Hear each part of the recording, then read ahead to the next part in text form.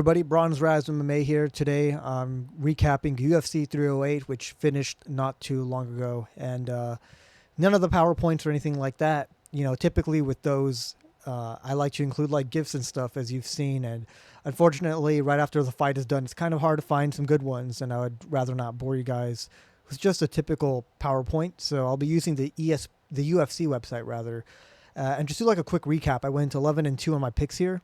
So I'm really confident. I'm glad I chose who I did, even though I was disappointed by a couple of performances, which I'll go through. But I'd like to just start off with Hinat Fakhretdinov versus Carlos Leal. Now, very controversial, right? Carlos had a great first round, but it was given to Renat. I know a lot of people felt Carlos should have won. I think one judge had it 30-27 Renat, which is just insane.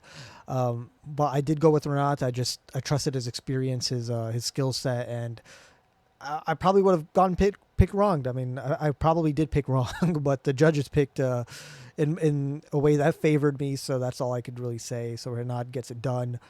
We move on to Ismail Nardiev versus Bruno Silva. I went with Ismail Nardiev mainly because I just don't trust Bruno Silva anymore. I don't know if Alex kind of took his chin or took his heart. I don't know, but we've kind of seen these issues from Silva as of late where I know a lot of people typically make the joke whenever Pereira has a great knockout, which is usual, right?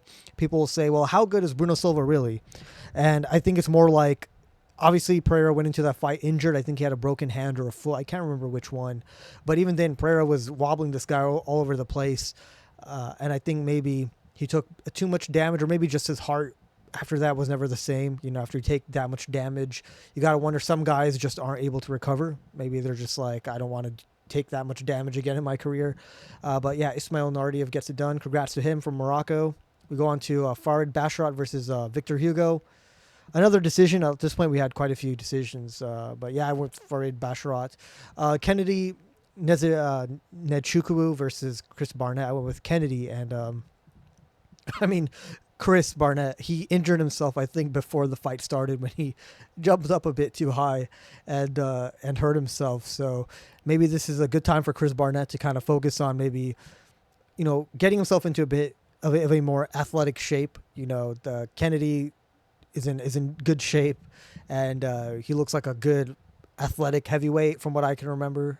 So I didn't watch this fight that closely, but I did see him get TKO'd in the round one. So congrats to Kennedy. And then Abbas Magomedov versus Bruno Ferreira. So I went with Abbas, and the reason I went with him was I know a lot of people have kind of been looking down on him after that Strickland performance where he got finished because he gassed out after the first round. Now, I went with Abbas because he had such a good first round against Strickland. And in hindsight, he did better against Strickland than even Adesanya. Now, Adesanya didn't get finished, so you can give him that. But that first round by Abbas was real good, and he just gassed out. So for me, it was like I felt comfortable that Abbas will win the first round. And maybe if he times himself properly, paces himself properly, he could also win the second round and maybe just coast through the third round. And he did. I think he got knocked down pretty bad in the second round. In the third round, he got a submission. So I was actually really impressed. I wasn't expecting a finish from Abbas. He was looking for that early on in the fight, that front kick of his, which is a great weapon of his. But he got it through a submission. So congrats to Abbas for that. I picked well there. Then we go on to one that I actually got wrong. The first one I got wrong of the night, which was Rebecca versus Orolbai. So don't know what just happened there. I was going to the wrong fight. One take, everybody. Arlby and Rebecca. So Poland, they win big here. So we see 93 versus 83, 85 total strikes, 3 versus 2 takedowns. Really, like, how do I say? Like, it's close on the numbers, but I actually think it was a lot. It was a pretty dominant win for Rebecca, and I was actually really shocked when it was a split decision because I think Arlby got the third round. But I don't think you can give it to him in the third round because the fight almost did get finished. Like, Rebecca almost did finish him. A lot of crazy stuff going on in this fight. If we break it down round by round, we get 27-22, so really close. But the difference is Rebecca's shots. Like, Arlby was more consistent with the shots he was choosing, whereas every shot Rebecca threw was, like, hurting Arlby. And then 24-20, we saw Holloway have a better second round, and then the third round was just insanity. We see here 3 takedowns by Rebecca versus 1 of Holloway's. An absolute war, that should be said right here. A great fight. A great moment for both of those two, because I know that third round, they're pouring it all out. They're tired. They're bloody. Rebecca got split open by a headbutt, which is very unfortunate. Real great fight, though. We see both guys were kind of headhunting a bit here and there. Well, I mean, they had some leg kicks, 9 total for both. Like, they both matched up there. And Rebecca basically outdid him to the head, to the body, and to the legs. So Poland, big win for them. I like Rebecca. I like his fight style. We move on now to Jeff Neal versus Rafael dos Anjos. So this fight, I feel bad for RDA, because RDA is a legend of the sport. Absolute insane legacy he's left behind, just always choosing the hardest fights. Now, I had Jeff Neal by third round TKO. He did get the knockdown in the first round. Now it just looks like RDA's leg blew out, his knee blew out, which is very unfortunate. So it's not like I could say much here. I've said it before. I think Jeff Neal has some of the best hands in welterweight, maybe the best hands when he lets them go, which has kind of been the issue. But great power, great striking. It's unfortunate, again, that we couldn't have a full display of what they can do. And I think today is also RDA's birthday as well. So very unfortunate there. But yeah, Jeff Neal gets it done. And we move on to the prelims main, which is Ibo Aslan versus Rafael Cerqueira. So I actually missed this fight, I'll be honest. I chose Ibo Aslan. I kind of got up to do something, and by the time I came back, it was already over. 51 seconds into the first round. I mean, look at that.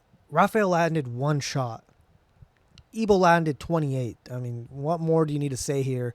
Big win by Ibo Aslan. What more can I say? Light heavyweight bout. Congrats to him. We move on now to the main card. So again, I picked Shara Magomedov. And I'm going to be honest, in the first round, I was starting to get a bit worried, because Arman was really bringing it on him. And I think he even kind of like slightly wobbled him in the first round. 46-35 strikes towards Arman. Great round for him. And I was a bit worried for Shara. Now, I picked Shara because I like his movement a lot. I love the way he keeps moving around. He's not a sitting target for his opponent. But Arman was just timing him properly, tagging him. I think it was with the left hook or the left straight. I can't remember which shot, but he was continuously landing it. Round 2, better round for Shara Magomedov, but then he landed, one of the probably one of the greatest knockouts of the year. If we're talking about technique, right? If you're talking about craziness, Holloway Gaethje's going to be very, very difficult to beat. But as far as just insanity, I've never seen a two-handed spinning back fist, like it's a two-hand spinning back fist. Like, even saying that just sounds strange because you'd never see it before, right? So round 2, you can see still very close. Like Arman Petrosyan, he does have quite a bit of a small reach for his weight division here at middleweight, but he brought it on Shara. I'll give him credit where credit's due.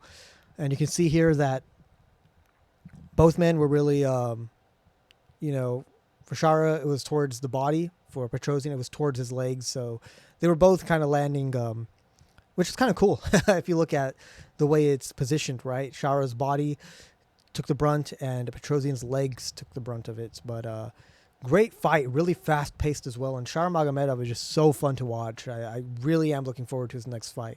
Really fun fighter.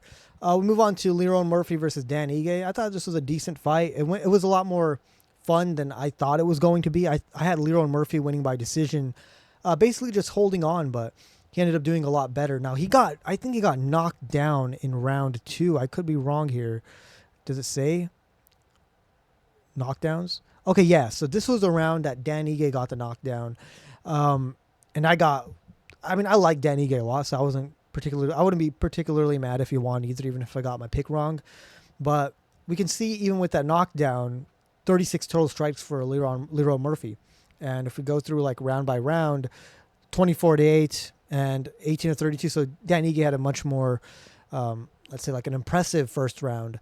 But the last two kind of were Lerone. Even if you kind of went towards Dan with the knockdown, which you could, I still think Leroy Murphy got the finish. It was a very close fight heading into the third. I think I can't remember which round I gave Leroy, if it was the first or second. The second, I'd be kind of surprised if I gave it to him because of Ige's knockdown, but maybe it was earlier in the fight and Leroy was able to make an argument for why he won it. But I had it 1-1 going into the third, and at the last 20, 30 seconds, it was kind of go time. Whoever landed the best shots would get the round, and it was Leroy Murphy. So he won it. Good technical featherweight bout. So we move on now to excuse me, I didn't mean to click that. We go on now to the co-main event of the evening. Robert Whittaker versus Khamzat Chimaev. Let's talk about this fight. No, I'm just joking. Let's talk about... I already clicked on it, so kind of ruined it, but Magomed Ankalaev versus Alexander Rakic. This is not a fight I wanted to talk about. I picked Rakic. So this is my second and the last fight I got wrong on the card. And I mentioned in my prediction video I was going 29-28 Rakic decision. And the reason is I think Rakic, I've said this before, he has all the tools to be a champion. It just feels like he's struggling to put them together. To kind of explain why, he's got great kickboxing, great boxing, great movement, decent enough cardio, great wrestling, grappling, all of that. It just feels like, I think his biggest issue is resilience, where when Rakic is being put on the back foot, when he's being hurt, I feel like he's a bit easy to kind of demoralize in that sense. So first round, I went with Rakic, 22-19 strikes.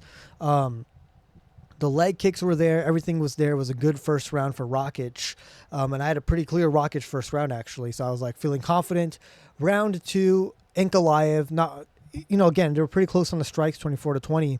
But Ankalaev, man, he that straight left of his from southpaw position was landing. And I mentioned before that when Ankalaev's on the back foot, he doesn't really have anything but a hook. I was actually going to make a video on Ankalaev Rakic, and I was looking through some of his fights, and whenever he's put on the back foot, his go-to is his hook. That's the same hook he knocked out Ian Cutelaba with.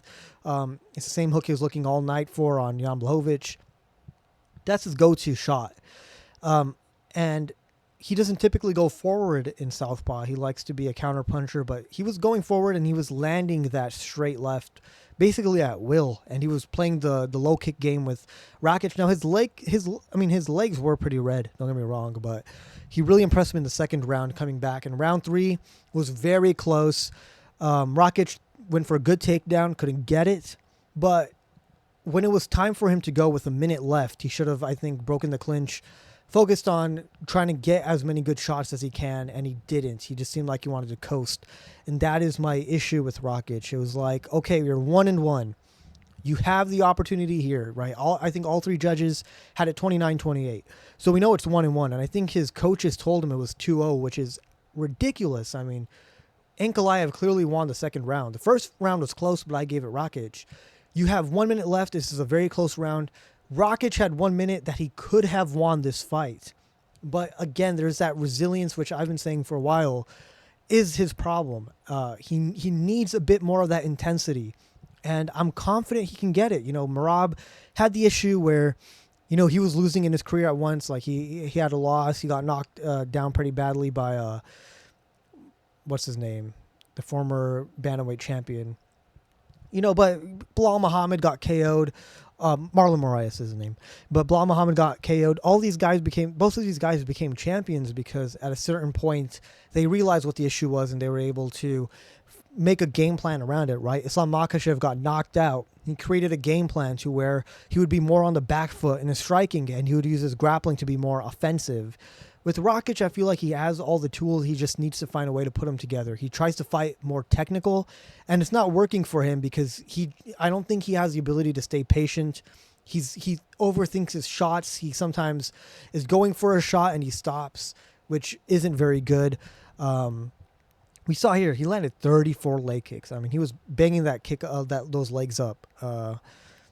If this was a 5-rounder, I know I'm making excuses here, but I know if this was a 5-rounder, I think Rakic could maybe get it done, but I don't know. This guy I want to see him kind of change his style up, maybe become a bit more, maybe he can't be aggressive because his chin doesn't really hold up when he's being aggressive. So he'd have to be, weirdly enough, he'd have to be like an Islam Makhachev style of fighter, like fight on the back foot mainly, and uses grappling for more offensive work. So Ankalaev is most likely next for the belt. He should be. There's no reason at this point to not give him the shot. And for Rakic, maybe a rematch with a returning Blachowicz. He's probably going to be, he's ranked number 5. He might go down to 6 or 7. He is technically on a 3-fight losing streak. Technically, because the Blachowicz fight was an injury rather than a straight defeat. But maybe Khalil Roundtree, who's ranked number 8 and number 7. So you can do that. You can do Blachowicz. You can do Jamal Hill. Quite a few fights for him. Also, maybe the winner of Carlos Ulberg's next fight. I don't remember who he's fighting. But Carlos Ulberg. There's also Nikita Krylov, Hassan, or I can't remember his opponent's name either. But I think Krylov's going to win that fight anyways. But there's quite a few fights for Rakic over at a light heavyweight that he could do. So unfortunate for Rakic. Unfortunate. This kind of, it kind of took the energy out of me. But then the next fight happened and I was just kind of shocked. So I went with Khamzat Chimaev round 1 Darce choke. And it ended up being Khamzat Chimaev by round 1. Just, he was cranking on that the jaw of Whittaker, and we saw the images afterward, or rather the one image. Really, really rough for Whittaker. I hope he's able to come back. I don't know if that's going to affect his career moving forward. So I went with Chimaev round 1. And my reason for picking Chimaev was a lot of people were picking Whittaker because logic, right? And I feel like sometimes with fighting, you kind of have to look past logic. And it's kind of like the aura thing, right? Like aura, you hear it a lot nowadays. Everybody's talking about aura, this, aura, that. But it really kind of took off in the MMA community. It was like, this fighter just has aura. Khamzat Chimaev does. And I just didn't feel like Whittaker is the guy who's going to finish his undefeated streak. I just didn't have that feeling. And again, one thing I said about Whittaker was he's not the easiest guy to take down, but he can be taken down. I mean, DDP just sweeped him, right? He got him down. And that's what happened here. I think it was the elbow by Chimaev that really messed up Whittaker's jaw. But complete just shutout by Chimaev. And I actually think he should get the title fight over Strickland. Why not? Because Strickland, what's more impressive? A round 1 finish of Whittaker or a 5-round decision fest with Paulo Costa? It should be Chimaev. And I think Dana White kind of hinted at that, right, in the press conference where somebody asked him, does Chimaev get the title fight next because of that? And he's like, we'll find out on Tuesday. Like, I think even the UFC kind of has to go, Chimaev's pretty undeniable right now. So they might give it to Chimaev. And honestly, that would be a crazy fight. I don't think anybody would be mad. I'm also okay with Chimaev versus like Adesanya. I don't see why Baralho should get Adesanya. Baralho beat Cannonier. Imavov beat Cannonier and Brendan Allen. Excuse me. So maybe Nasruddin Imavov versus Adesanya also makes sense. So there's quite a few fights in middleweight that you can make. But just an absolute shutout by Chimaev, really. And he really is about that hype. Now we move on to the main event of the evening. Ilia Topuria wins by round 3 knockout, 1 minute and 34 seconds.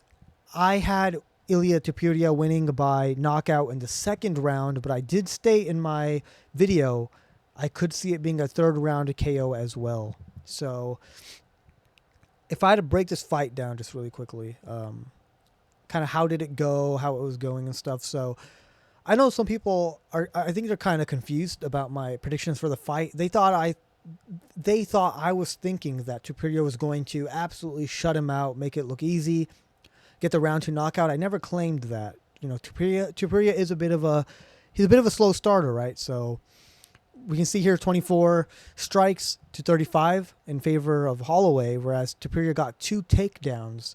And I gave round 1 to Topuria, mainly because even though Holloway was up on the strikes, you know, they were really close on the strike. Both guys were landing decent shots. Nobody landed a huge one. And Topuria's 2 takedowns and the way he took him down, just picked him up and dunked him like it was nothing, to me, won him that round. Now, round 1, a lot of it was about Topuria trying to like plod forward. And I mentioned this even in my my breakdown, where I thought Topuria would spend a lot of the fight kind of in the first round trying to push Holloway back a bit, trying to see how much distance he can cover in a blitz. And that's how you kind of beat Holloway, is in and out combinations. He had nothing for Volkanovski in the third fight. Anytime Volkanovski would really plant his feet and come forward with a combo, Holloway wasn't really able to connect back. And in this fight, that's kind of what we saw. I mean, he did counter, don't get me wrong, but I think round 1 was kind of just Topuria finding his range. Round 2 was the one I had predicted him getting the knockout. Now, he didn't. But, and Topuria, one of his weaknesses we're seeing now in the Volk fight and this fight is the jab. So you can land a jab on Topuria. It's not very difficult. And that's actually one of the best ways to kind of get your range out, keep him from blitzing forward like he does. But at this point, we were beginning to see some of the things Topuria was setting up. Holloway landed his spinning kick. So I mentioned his spinning kicks are some of his best arsenal, like moves in his arsenal. And the first one, now I said this was going to happen as well. He threw the spinning kick and Topuria, he stepped over and he was able to get to Holloway's back and he tried to counter from there. I said he was going to do that, and I felt he was going to do it because in the Ryan Hall fight, Ryan Hall was going for all of those spinning kicks, and Topuria would literally just step through and try to get to his back. And I had a feeling Topuria would do that for this fight as well. He did it the first time. The second time, I do think Holloway hit the body. And it's just really fast, and he puts quite a bit of power behind it. So it is a bit of a scary technique Holloway has for that. But I said he didn't have the second, if not the second, the third round. And I was of the opinion that if he did not get the third round knockout, Holloway was going to win. I think at that point, Holloway gets into his zone. He becomes much harder to strike. He goes into that flow state. And you have to KO him. You have to beat him. You have to make the fight real dominant in your favor like Volkanovski did before he gets to that moment. And we saw it in round 3. Topuria, he wobbled Max at first. He kind of got Max back to the cage. Went crazy with the combination, and he basically did what I said he would, which is he wanted to keep Max not exactly touch his back on the cage. He wanted Max to be stepping back, and Topuria would rush in with a boxing combo, and it would force Max's back against the cage, and that's where he would land his knockout. And I said he would do it by combinations. No, in my opinion, I had him going a lot more towards the body. And that is something that kind of surprised me in the fight, which was he didn't really invest in the body until the second round. And then when he had Holloway wobbled, he did go to the body. Topuria is so good at those boxing combos, man. It's like head, body, like Canelo Alvarez. I know Bilal's like, I got boxing like Canelo Alvarez, right? He was telling he was telling Daniel Cormier. But Topuria's got boxing like Canelo Alvarez. He's going head, body, head. He's investing in the body as well. He was doing great with the leg kicks. Eventually, he got Holloway up against the cage. Holloway's back wasn't against it, I think, but he was trying to move away, and Topuria just landed. I can't remember if it was the left hook or the right hook. It might have been the left hook from orthodox position. He got him down, ground and pound. It was all she wrote, and Topuria won. So, yeah, I mean, I got this pretty clear, I think. Obviously, didn't go the exact way I predicted it, but it was pretty close. I had him round 2 KO, and if not round 2, I said my second prediction was round 3 KO. I was very confident Ilia was going to get it done. A lot of people kind of said I was underestimating Max. I was not. I know how good this man is. I'm a huge fan of his. The Arnold Allen fight was a classic. The Yair Rodriguez fight was a classic. The Justin Gaethje knockout was a classic. I love him. He's great. I love his fighting style. We need more of that, especially in the sport today. But Topuria is... And again, I'm a boxing guy, so I am definitely a bit biased towards Ilia Topuria, but those boxing combos, man, were just insane. I think he's the best boxer in the UFC today. I'm sorry, Petr Yan, I love you, but Topuria just got it done. He got it done in 1 minute and 34 seconds of the third round. So, yeah, what's next for him? I think they're going to do the Volk fight, even though I don't like that at all. I get he did... He stood up for the UFC. He took the fights with the UFC when they would call him on short notice. He did all of that. I get it. But to me, it's kind of like a pity party. Oh, you did so much for us. Here's a title shot because of everything you've done. If Volk was to win one more fight and we would see, okay, he's not washed. He still has it. That's fun, right? Holloway would show he still has it. He's coming off of a knockout of Gaethje. That's why this fight was so hyped. With Volkanovski, he's coming off of a year off. and his last two fights have been knockout losses. If Topuria wins, I'm afraid people are just going to say, well, Volk's washed anyways. It's, we don't know if he is or not. He should have taken the fight with Lopez. He should have proven he still has it, and the fight would have a lot more hype going into it. But now it doesn't, and it's going to be, unfortunately, I'm going with Volkanovski's getting retired that night, most likely. I think Topuria's going to knock him out first round. And I say unfortunately, like I'd want Topuria to win. Don't get me wrong. I picked him in the first fight with Volkanovski. I picked him against Holloway. I'm going to pick him against Volkanovski. But when I say unfortunately, I mean I think it might just be the end of Volk's career because he really should have picked up another fight, proving he still has it. But I would have loved to see Topuria versus Diego Lopez, but that probably isn't going to happen. As far as Holloway goes, I know he was talking about in the post-fight press conference that he thinks lightweight looks real good right now. And I agree. Get up, put up some more weight. Go back up there. There's a lot of big fights, money fights. Charles Oliveira rematch, which he got a win over him years ago in featherweight when Oliveira hurt himself. There's a Dustin Poirier rematch for the BMF belt. There's so much he can do up in lightweight. And I just don't think there's much for him at featherweight anymore. I mean, what's he going to do? Rematch Ortega? Rematch Volk? He can fight Diego Lopez, but if he beats him, he's not getting a title shot. So I would definitely say going up to lightweight is the correct move for Holloway. And I went 11-2 on my picks. Got the Rakic fight, which is the one I really wanted to get right. I got that one wrong, but at least I got the Topuria fight right. That was the second fight I was most intrigued about. I love Holloway, but Topuria is my new favorite fighter. Phenomenal boxing. I love watching him fight. Can't wait to see him back. And I think I'm going to end it with this one. So, thank you guys for watching, and I'll see you in the next one. Peace out.